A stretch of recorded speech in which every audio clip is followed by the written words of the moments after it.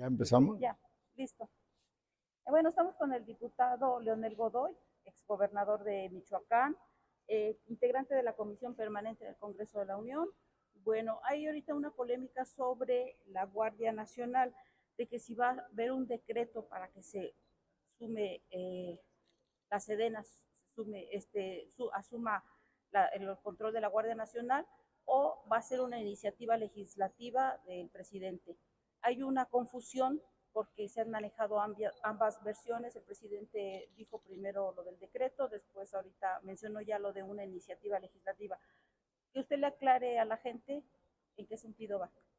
Bueno, había propuesto un posible decreto, porque el presidente tiene atribuciones con todas las instituciones de la administración pública federal, entre ellos la Guardia Nacional y el Ejército, forman parte de esta estructura de la administración pública federal de reubicarlos donde él lo considere. Pero considero que tomó una mejor decisión de presentar una iniciativa legislativa que será en los próximos días y que discutiremos en el próximo periodo ordinario de sesiones. Entonces creo que hizo bien.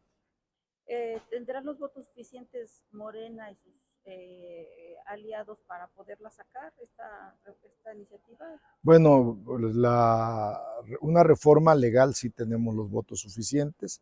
Vamos a esperar en qué sentido viene la propuesta del presidente. Si viniera como propuesta de reforma constitucional, se requieren 2/3 y nosotros vamos a tratar de convencer a muchos opositores que están equivocados, porque ellos dicen que es militarizar a la Guardia Nacional. Nosotros decimos que no, primero porque es hasta el 2024 cuando tiene el presidente para, conforme a la propia reforma que se hizo en el 19 al artículo 21 constitucional, de entregar una Guardia Nacional eficiente, disciplinada, preparada para combatir la inseguridad.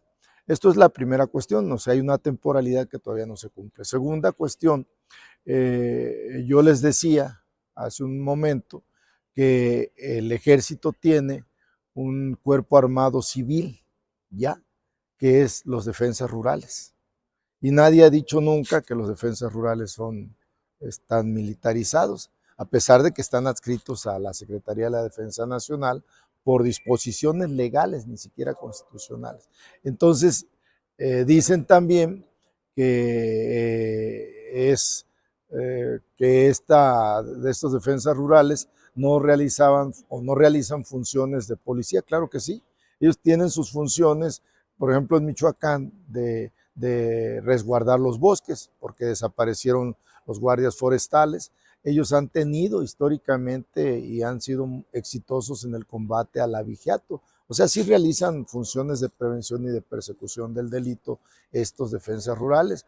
La Guardia Nacional, al estar adscrita a la Secretaría de la Defensa Nacional, no la convierte en una fuerza armada del ejército. Es una Guardia Nacional adscrita al ejército, pero con sus propias funciones que ya están establecidas tanto en la Constitución como en la ley de la Guardia Nacional. ¿Seguiría siendo una fuerza civil? Es y seguirá siendo una fuerza civil. Okay.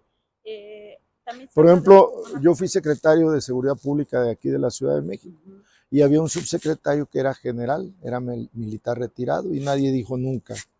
Y obviamente había muchos militares en su subsecretaría y nadie dijo nunca que la Secretaría de Seguridad Pública del entonces Distrito Federal se estaba militarizando. Más bien eran militares que realizaban tareas civiles, que sí se puede. Se habla de la militarización del país. ¿Qué comparación podría hacer entre lo que hizo Felipe Calderón cuando sacó al ejército y ahorita la Guardia Nacional adscrita a Sedena, si es que se lograra ese objetivo?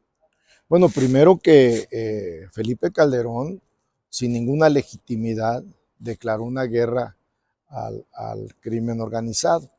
Primero, teniendo una presidencia absolutamente ilegítima, y a pesar de eso lo hizo. Segundo, sacó al ejército a las calles sin ninguna disposición constitucional o legal en ese sentido. Ahora no, ahora la Guardia Nacional hay disposiciones constitucionales y legales para que realicen sus funciones de prevención que tienen en este momento de combate a la inseguridad pública. Entonces, la Guardia Nacional tiene una función absolutamente constitucional y legal. El Ejército en los tiempos de Felipe Calderón no lo tenía. Ok, muchas gracias. Diputado, ¿quisiera agregar algo?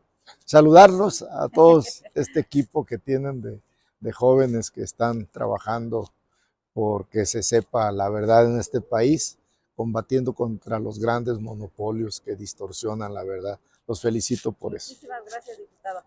Gracias.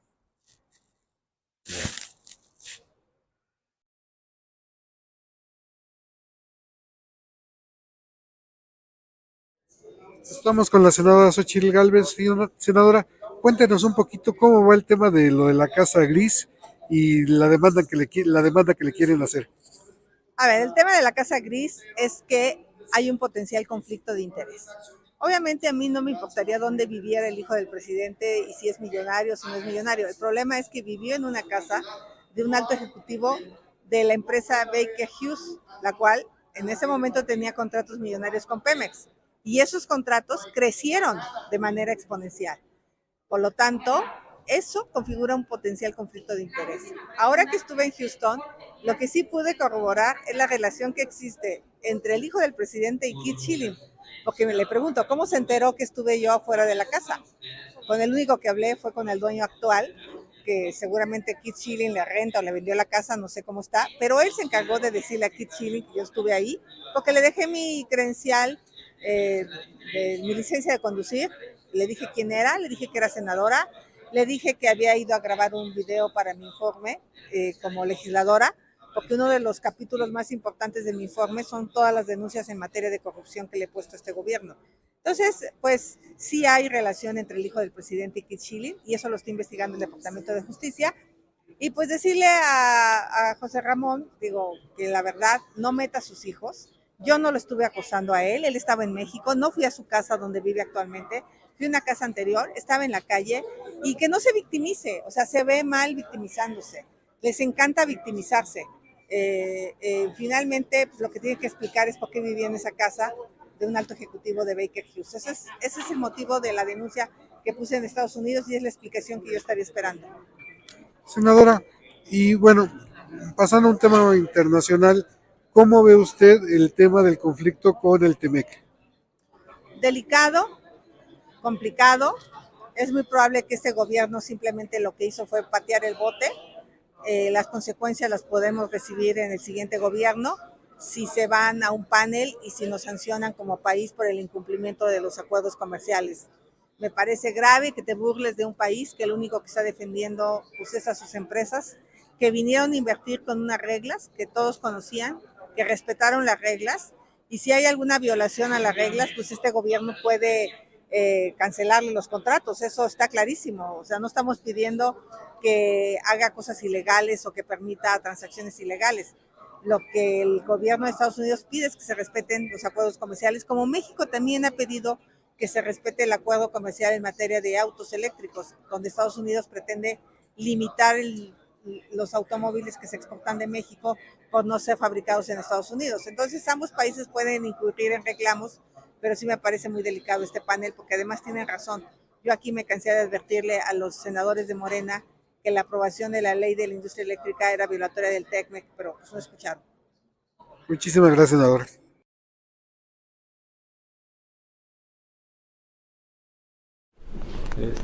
La restitución al senador Bonilla como Así es. de la Cámara.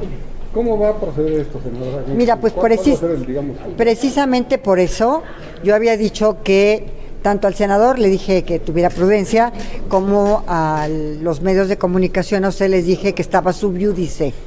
Ahora ya tenemos una definición del regreso, de la reincorporación del senador Jaime Bonilla, Estoy esperando la notificación del tribunal para que sea formal, obviamente, y llamar al senador para el próximo 17 a que integre la comisión permanente. Ok, entonces ese va a ser, digamos, el trámite. Sí, nada más estoy esperando la resolución, la notificación de la resolución. Esto sienta un precedente ya, digamos, legal, porque ya habían habido otros antecedentes. Ya habían habido otros senadores que se habían reincorporado, pero no había habido una controversia y ese era el tema. Ahora ya el tribunal ya tenemos la decisión del tribunal. Sí, yo recuerdo perfectamente que a principios de esta legislatura, no de la de 64 legislatura, de la 64ª legislatura, precisamente el senador Manuel Velasco regresó como gobernador y después regresó como senador,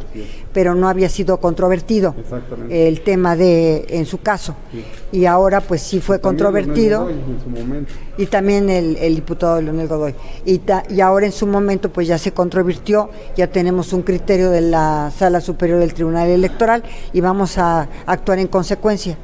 Senadora, perdón, sobre el decretazo del presidente López Obrador con relación a la Guardia Nacional, dijo Julen Rementería que usted como ministro en retiro debía saber que es inconstitucional. ¿Qué opinión le merece? Mira, yo te voy a decir algo. En primer lugar, ya ahora el presidente ya no habló de decreto, ni habló de acuerdo, habló de legislación secundaria. Hasta donde yo recuerdo, el día de ayer, él se refirió a una iniciativa de reformas a la Ley Orgánica de la Administración Pública Federal.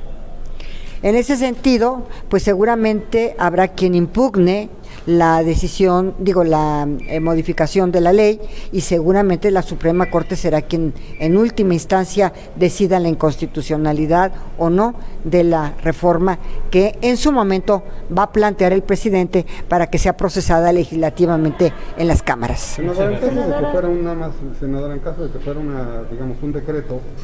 No, ya dijo que no, dijo que ya no iba a ser acuerdo ni decreto, dijo que iba a ser una modificación legal. El día de ayer. La posibilidad incluso de que usted presentara una acción o más bien una controversia constitucional. ¿Qué sería la facultad del presidente del Senado? ¿No? La facultad del presidente del Senado, pero recuerden ustedes que esta reforma al artículo 21 fue por unanimidad del Congreso Federal y de todas las legislaturas de los estados, de todos los congresos de los estados. En su caso, la legitimación está en todo el poder revisor de la Constitución o el poder constituyente. Senadora, hay muchos casos pendientes, tanto en la Corte como en juzgados relativos a la Guardia Nacional, a lo que se conoce como la militarización de la Guardia Nacional, vía ley, vía otro decreto que ya hubo antes. ¿Usted cómo ve este retraso? Sé que no hay tiempos para resolver, pero ¿no está el Congreso en indefinición y el país en indefinición por falta de resolución de jueces y magistrados? Pues los jueces y magistrados ya ven que tienen ellos su tiempo para resolver. En realidad, la Suprema Corte también tiene unos tiempos para resolver porque sus resoluciones pues tienen muchísimo trabajo. Estaba hablando el ministro presidente de más de 5,000 asuntos que tienen al año. Entonces, pues esperemos a que la Corte resuelva. Y por supuesto, cuando hay temas importantes, que resuelva la brevedad. Pero la Corte tiene sus tiempos y también los juzgados de distrito y los tribunales. Gracias, senador. Gracias.